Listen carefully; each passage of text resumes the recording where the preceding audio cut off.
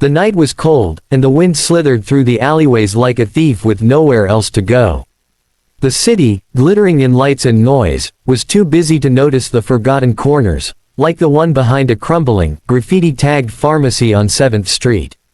There, nestled between a rusted dumpster and a broken crate, was a young woman wrapped in a blanket that had seen too many winters.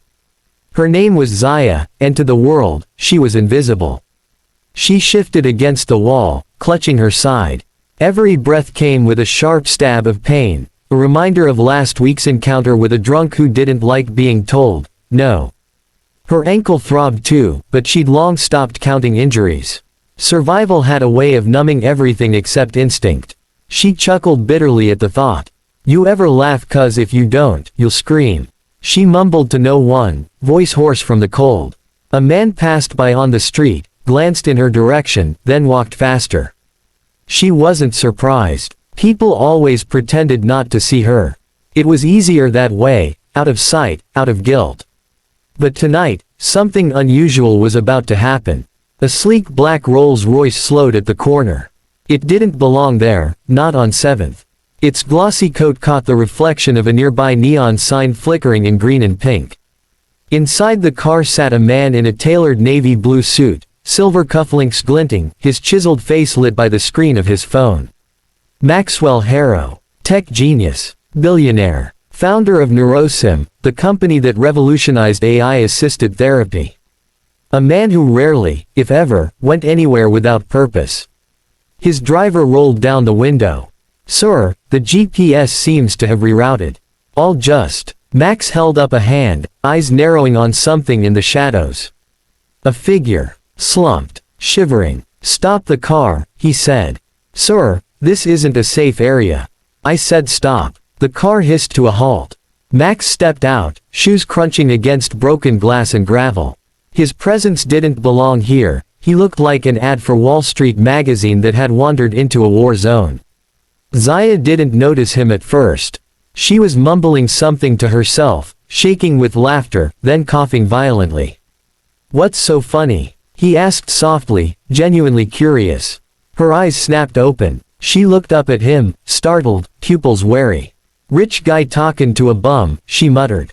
That's funny. He crouched down, not caring that his suit would get dusty. Maybe I'm just lost. Yeah, lost like a Ferrari in a landfill.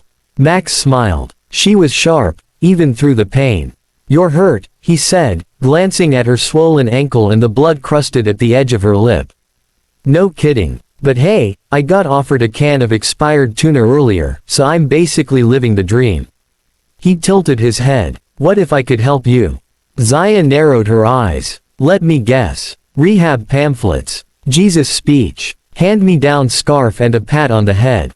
No, Max said. I want to make you a deal. Oh, I love deals, she said sarcastically. Let me get my pen and contract. He smiled. I'll heal you. Your injuries. Your body. Maybe more than that. And in exchange, I want your leftovers. She stared at him like he'd lost his mind. Then she burst out laughing, a deep, wheezing sound that turned into another coughing fit. You wanna heal me, for my leftovers? That's right. She wiped her mouth and shook her head. You're crazy. Maybe, he said. But maybe you'll remember this moment when everything changes. Zaya leaned back against the wall, still smirking. You think you're some kind of savior. Gonna fix the broken girl with science and therapy and magic billionaire money. I don't fix people, he said. I offer them a choice. She turned her face away. Go back to your car.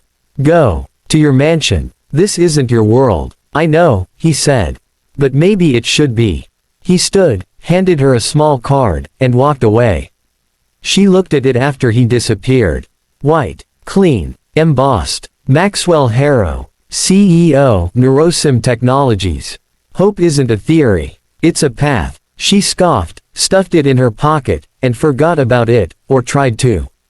That night was long, cold. Her side ached. Her ankle felt like it had glass inside. Around 2 a.m., she passed out from exhaustion, her hand still clutching the blanket tighter around her neck. When she woke up, everything was wrong. She wasn't in the alley. She wasn't on the street. She was in a bed. A soft one. Warm. Clean sheets. A quiet beep echoed from a monitor nearby. She blinked at the sunlight coming through beige curtains. There was the smell of lemon and antiseptic. A woman in scrubs walked in holding a tablet. "Good morning, Zaya." She bolted upright. Pain shot through her side. "What the hell? You're in a private recovery clinic. You were brought here last night." Zaya blinked. "How? Why?" The nurse smiled. "A Mr. Harrow insisted." Zaya's jaw clenched. "Of course he did. He left a note," the nurse added, handing her a folded card. "And he covered everything. You were treated for 2 cracked ribs, dehydration, malnourishment, and a sprained ankle. You slept for almost 15 hours. Zaya opened the card. It was written in tidy, steady handwriting. "Told you I could help. When you're ready, bring me some leftovers, Max." She crumpled the note and tossed it on the floor. "This is a trick," she muttered. The nurse gave her a puzzled look. "What do you mean? Rich people don't do this. They don't just save girls off the street. There's always a catch." The nurse's smile faded. "Sometimes people do the right thing because it is the right thing." Zaya didn't reply. Later that evening, against her better judgment, she stepped outside. A black car waited at the curb. She hesitated, then climbed in. The driver didn't speak. He simply drove. Through busy streets. Past places she'd never seen. To a tall building with glass walls that touched the sky. A penthouse elevator opened directly into a stunning room lit by city lights and minimalist style. Max was there, seated at a marble island, sipping coffee. Zaya crossed her arms. "All right, I'm here. I'm healthy. What's the catch?" "No catch," he said. "But I figured you might be hungry." He gestured to the plate beside him, chicken piccata, roasted vegetables, wild rice. Zaya eyed it. Her stomach growled like thunder. "I ain't asking for charity," she said. "I'm asking for your leftovers," he replied. She raised an eyebrow. "Seriously, what's the obsession with leftovers?" Max leaned forward. "Because everyone wants the best of someone. Their perfect moments. Their wins. Their polished smiles. But you've been holding on with scraps. I want the pieces everyone else throws away. That's where the truth is." Something about the way he said it made her chest tighten. She sat, slowly, picked up a fork. "I made this," he said. She paused. "What, you cook too?" "I had to learn. Therapy doesn't cure empty kitchens." She took a bite. It was the best thing she'd tasted in years. Warm, tangy, real. She looked at him, chewing slowly. "You're still weird," she mumbled. "And you're still brave." Silence settled between them, but it wasn't awkward. It was peaceful, like something broken had paused its falling for just 1 second. She ate everything on her plate. Then she smirked, leaned back, and pushed the last bite toward him. "Here," she said. "You want my leftovers. Prove you deserve 'em." Max smiled, picked up the fork, and took the bite. Neither of them said a word after that. But something inside both of them had shifted, something small, fragile, and impossibly powerful. And neither of them knew it yet, but their lives had just collided in a way that would change them forever. Zaya stood on the rooftop terrace of Maxwell Harrow's penthouse, wrapped in a soft, oversized hoodie she had borrowed from the guest closet. The skyline stretched before her like a painted dream, distant, bright, almost unreal. A cool breeze played with her hair as she leaned over the glass railing, gazing down at the glowing veins of traffic snaking through the city. It had been 3 days since she woke up in that strange, sterile clinic. 3 days since she last felt the sharp, aching reminders of a life lived on concrete and bad luck. In those 3 days, no one had asked her to leave. No one had pushed a form at her to sign. No one had judged her for where she came from. Instead, Maxwell Harrow had simply offered her space, food, silence, and, perhaps the most unnerving thing of all, respect. And she didn't know what to do with that. Behind her, the sliding glass door whispered open. She didn't need to turn around to know it was Max. "Penny for your thoughts?" he asked softly. She kept her eyes on the lights below. "Can't sell thoughts that are mostly swear words and panic attacks." He chuckled. "Fair enough." He moved beside her, holding out a cup. She glanced at it. "Chamomile tea. No sugar, just how she had mentioned once, offhandedly. I don't get it, she said, accepting the cup but not sipping. Why are you being nice to me? I told you, he said, voice quiet. You matter. No, she said, turning to him now. You don't even know me. You saw me in an alley, broken and bleeding, and you decided to play savior. But people like you don't do that without a reason. Max leaned on the railing, facing the same city she had been watching. When I was 10, I was hit by a car. Zaya blinked. That wasn't the response she expected. I broke both my legs. Internal bleeding. My mom, she had 3 jobs. Couldn't leave any of them to be with me at the hospital. My dad was already gone. So I laid there in a hospital bed for 2 weeks, barely seeing anyone except nurses. He looked at her now. There was a janitor named Elvin. Old guy. Retired vet. He used to clean my floor every night at 10. He'd stop at my room, sit with me for 10 minutes, and just talk. Never missed a night. Zaya's eyebrows knit. What does that have to do with me? He changed my life, Max said. He wasn't a doctor. He didn't heal my bones. But he made me feel human. Like I wasn't forgotten. He didn't ask for anything. And I never forgot that. Zaya looked away, the tea warm in her hands. Her voice came out smaller than she intended. So I'm your Elvin. He smiled. No, you're not just a memory. You're here now. You're real. And I think you're carrying stories the world needs to hear. She turned back to the view. Her chest felt heavy. I'm just a girl who couldn't afford to be weak. Max didn't speak for a while, and neither did she. The silence stretched, but not in a way that made her anxious. It was patient. I used to sing, Zaya said suddenly. Before everything went to hell. Max blinked. Really? She nodded, eyes distant. My mom used to play this old radio in our kitchen. I'd dance around, pretending the mop was a microphone. When things got bad, I sang to keep the noise out. The shouting, the hunger, the fear. But then my mom died, and I got put into a group home. And I stopped singing. Max said nothing, just listened. She wasn't used to that. I remember the last song I sang, she continued, voice a whisper. Some old Nina Simone cover. I sang it during a talent show at the group home. I was 13. Everyone clapped. I felt seen. Just for a second. Her throat tightened. Then one of the older girls shoved me down the stairs the next day and called me Miss Spotlight. I broke my wrist. Never sang again. Max leaned closer. What if you did? She looked at him sharply. What? What if you sang again? She laughed bitterly. What? In your living room while your rich friends sip wine and applaud the homeless girl like I'm some charity puppet.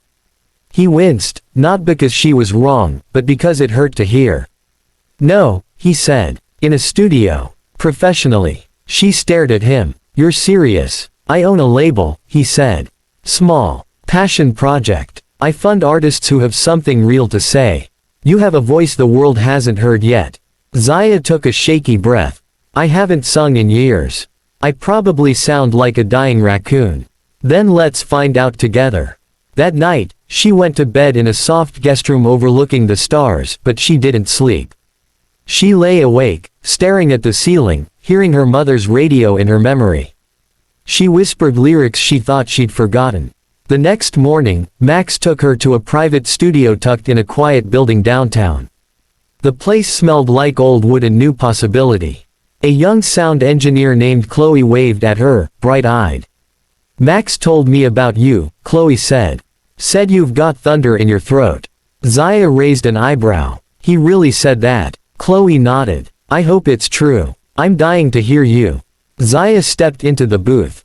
Her heart hammered. Her hands shook. There was a simple track playing in her headphones, just piano and strings.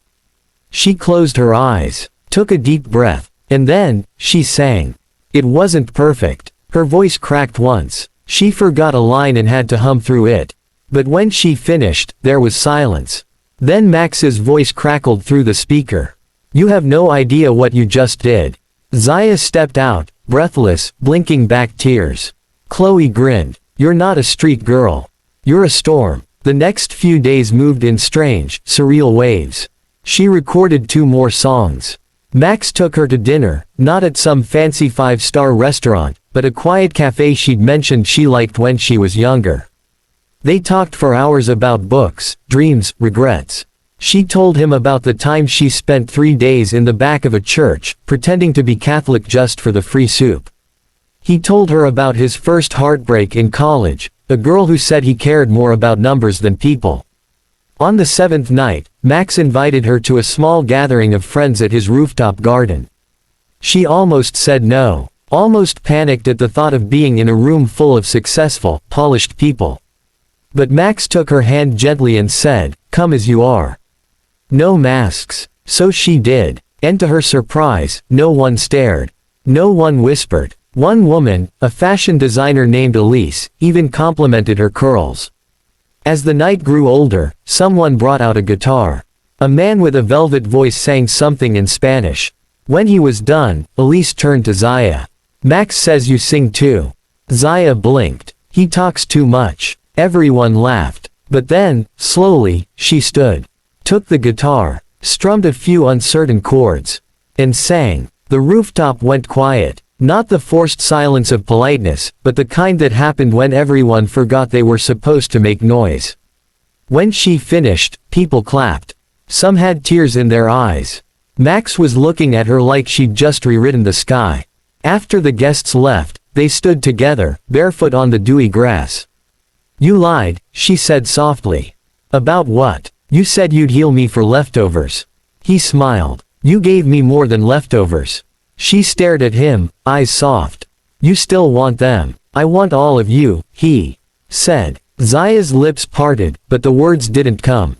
Instead, she stepped forward, placed a hand on his chest, and laid her head against it. And there, under the stars, surrounded by laughter that had echoed hours before, Zaya let herself feel safe. She let herself believe. And that night, she dreamed, not of escape, but of building something new.